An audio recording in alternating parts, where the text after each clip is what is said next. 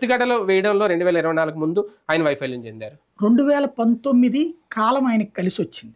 Telugu Desam party విభేదించడం Bharatiya Janata పార్టీతో కలిసి వచ్చింది.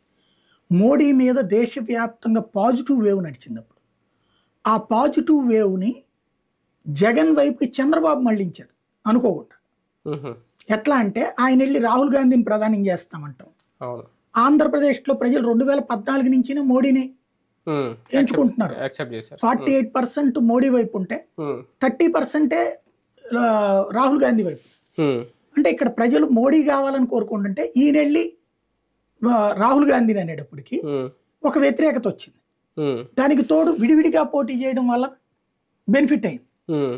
రెండవది మామూలుగా ఇక తెలుగుదేశం కోపగిస్తే వాళ్ళ మనుషులు కసిగడితే క్యారెక్టర్ అసాసినేషన్ విపరీతంగా చేస్తారు. ఆ క్యారెక్టర్ అసాసినేషన్ మోడీని విపరీతంగా చేశారు చంద్రబాబు, పవన్ కళ్యాణ్ కూడా. అక్కడ తెలంగాణ కోసం కూడా కొంచెం ఆ తరహా చేయాల్సి వచ్చిందేమో. అప్పుడు మహాకూటమి కట్టి తెలంగాణ 2018 ఏడాది ముందే కదా జరిగింది. అప్పటికే 6 నెలల ముందే జరిగింది. అదే అవును. అది అయిపోయాక ఆయన ఇక్కడ బుద్ధి రావాలి కదా.